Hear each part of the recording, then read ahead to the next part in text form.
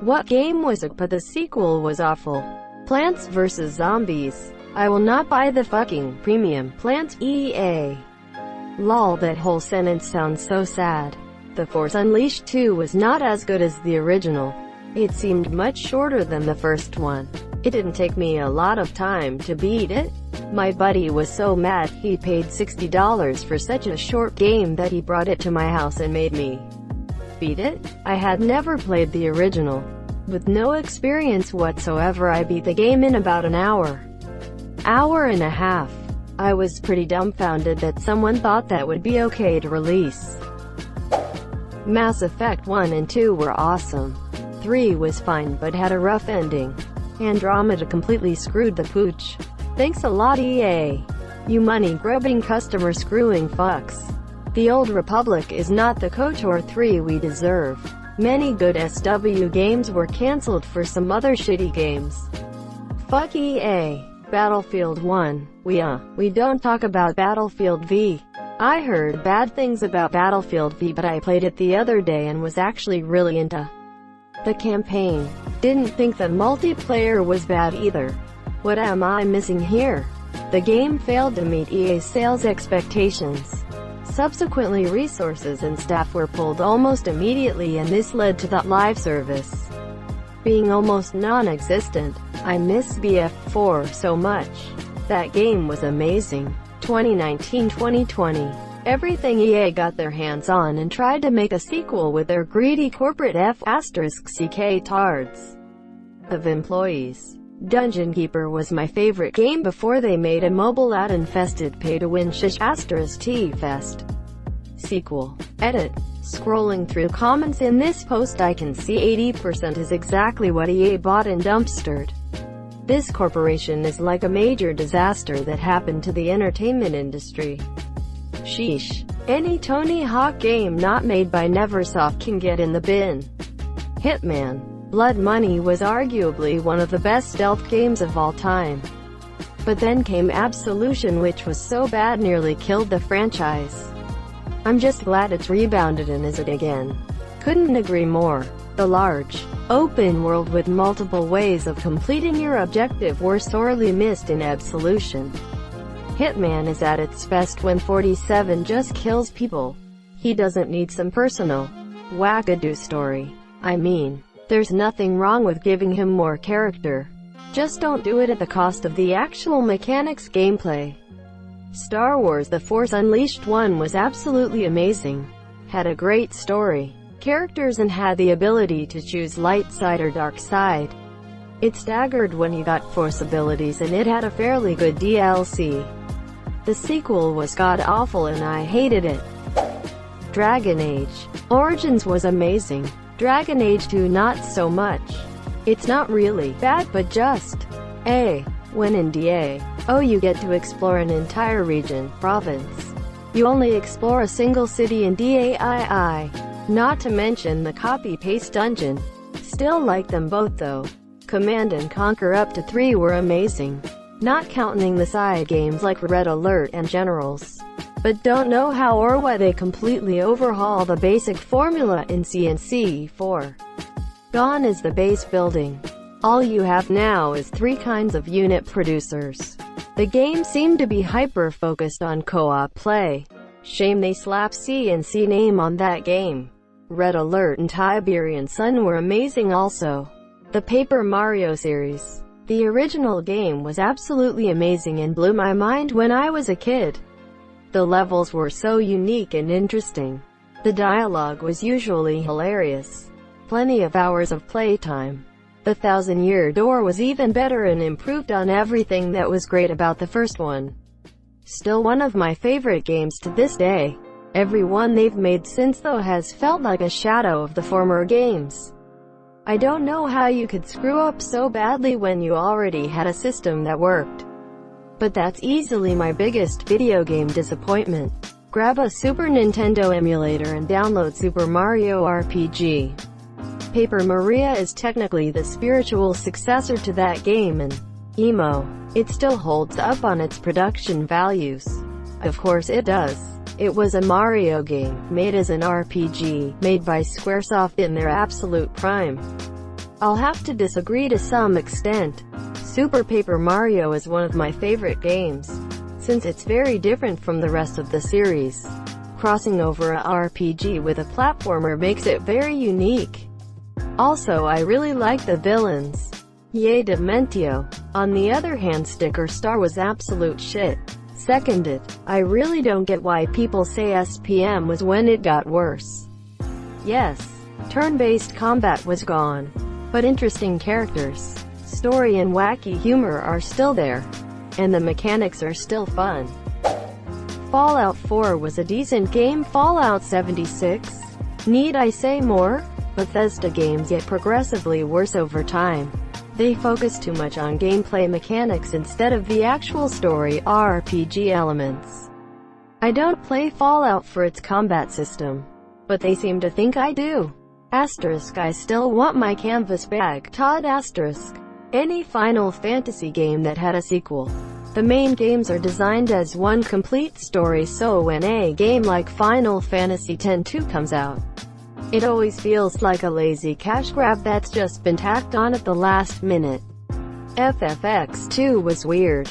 I feel it would have been an alright game on its own if it wasn't attached to the excellent game that was FFX. The shift in mood was huge. I had no idea they were all separate stories. That one thing has kept me from playing Final Fantasy. I've got a PS4. Which one should I get? In your opinion? You should probably go for 10. There's no one universally accepted best game, but the three heaviest contenders are usually 6, 7, and 10. Out of the three, 10 is probably the one that's the least bogged down by really outdated JRPG gameplay mechanics. If you're cool with old school JRPGs, then start with 6 or 7. But they are definitely products of their time, and will probably feel pretty clunky if you're not used to that sort of thing. 7 also has a big expanded universe, though most of it can be skipped. The prequel game Crisis Core is really the only thing in the compilation, as they call it, that's worth playing. There's also a remake for 7 which just came out, but you absolutely should not touch it until you've played the original. It's a great game and actually what I would recommend, but you really don't want to play it until you've played 7. For a total overview, I'd say that 1 to 3 and 5 can be completely skipped. 4 isn't bad, but I don't think it's up to the same caliber as 6. I think 8 was a step backwards from 7 in terms of characters and story, and its junctioning system is super clunky and unfun, though the graphics are leaps and bounds beyond what 7 had. 9 is honestly underrated in my opinion. The story is a lot simpler than 6 to 8, but that's not always a bad thing. 11 is an MMOs. 12 isn't bad, but the battle system is kind of opaque and obnoxious, and will probably be a bad introduction to the franchise. 13 is very meh, and the sequels are worse. 14 is another MMO. 15 is better than 13, but still kinda meh. FFX was the first and only Final Fantasy one played. I watched friends play FFVIIX and I always felt utterly lost by the gameplay mechanics. The sphere grid used in X to upgrade your characters was super easy to understand and fun to really dive into. The upgrade system in Star Wars Jedi Fallen Order reminds me of a streamlined version of FFX's sphere grid, now that I think of it. Also, I can say I spent far too much time playing Blitzball, to the point there were times I completely ignored the main story. Jetshot FTW. I think FFX was the first game in the series to introduce voice actors as well. The Little Big Planet series. Little Big Planet 1, good. Decent. Not exactly groundbreaking by any stretch of the imagination, but it was pretty cool for the time. Little Big Planet 2, revolutionary use of user-created content, leading to entire games being constructed which vastly outstretched the confines of the game's editor. The addition of logic operators basically turned LBP into a game engine within its own right. The ultimate sandbox. perfectly synthesized with multiplayer interaction with easy access to an infinite library of content. Little Big Planet 3, holy Jesus Christ. Sumo, you done fucked it up? Duke Nukem. If you mean the sequel that came out like 40 years after the original 3D version, then yay. I remember watching a trailer for Duke Nukem Forever that came on a demo CD with PC Gamer back when I was a kid. It came out in my 30s and was so shit I stopped playing after 30 minutes and uninstalled it. The Resident Evil series peaked at RE4, followed by RE5, which was okay I guess, and then by RE6 was crap. RE7 however was awesome, but personally I don't think it's better than 4. You could also argue that 7 is the least RE of the RE games. I played only 1 to 3. RE, for me, was static cameras and cheesy B-movie dialogue. RE7 is actually trying to be a horror game and it's first person.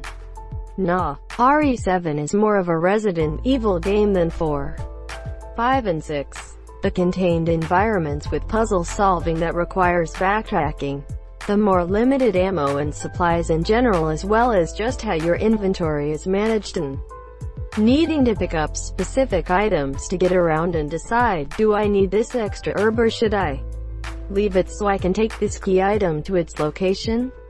RE7 also borrows a lot from B-movies and especially is fond of referencing the Evil Dead movies. The dialogue itself continues to be cheesy but is much better acted than previous games. Even looking at the story, it's very similar. A person comes across a location already infected and ends up way out of their depth fighting to survive and put an end to it. I mean, Tam had it alone is Resident Evil all over. While it loses the static cameras, it basically took what everyone loves about the original games and put a first-person perspective on it, which lends itself greatly to the series. Until the third act, RE7 was great. That third act was just bleg, lost all the charm and just became an action game. Also a very Resident Evil thing to do. Maybe not all-out action, but they ramp up what comes at you and there's always some underground lab or bugger picture going on. Borderlands 2. I enjoyed it because it had great characters and a villain with an actual purpose on why he's evil. But in the third game, 2 of the main and well-liked characters die. They try to force a little shit stain onto you that they try to make you like, but only complains the entire game. And the villains are just Logan and Jake Paul if they were cultists. Game mechanics and combat are really good, but I agree that the Calypso twins were shit. Although Troy had some potential. The Handsome Jack DLC is pretty good though. Dawn of War. Excellent classic RTS.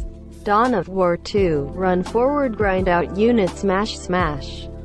Company of Heroes. Excellent classic RTS. Company of Heroes 2. Run forward, grind out units, smash smash. Any successful game. What a great game. Sequel that EA churned out. What a shit game. Dawn of War 2 is a pretty good game. In my opinion, of course. It's just a very different game to 1. More of an RPG than a classic RTS. Dawn of War 3 takes the crown for the worst RTS sequel of all time. Battlefield 1 was but Battlefield 2 looks like it was released in 2005. Not awful, but Diablo 3 isn't anywhere near as good as Diablo 2 was. Path of Exile feels more like the Diablo sequel everyone wanted. D3 was launching with a real money auction house. I made a little bit of money on it, and with the right gear it's basically a 2-button game. I can solo on Torment 90 without using the keyboard at all. It's fun at first but gets boring fast. Having so many difficulty levels is nice though. SimCity 4. SimCity Societies was such an unoptimized mess with a huge change in direction. And SimCity 2013 with its tiny-ass cities and always online requirements killed it. We need a good city simulation game again. Cities. Skylines is good and all, but the gameplay is honestly pretty shallow. Maintaining a city is easy. It's more of a creative city builder than a management game. and I miss the management aspects of SimCity 4. I wouldn't say Deltarune was an awful sequel to Undertale, but there were many things that Deltarune added or left out that made me not enjoy it as much as I did with Undertale. We only got the first chapter so far. There could be a lot more to the game, especially after getting feedback from everyone playing this first bit. Honestly, with how much of a masterpiece Undertale was, I don't blame Toby Fox. It was gonna be real fucking hard to top that. It's not even over LMAO.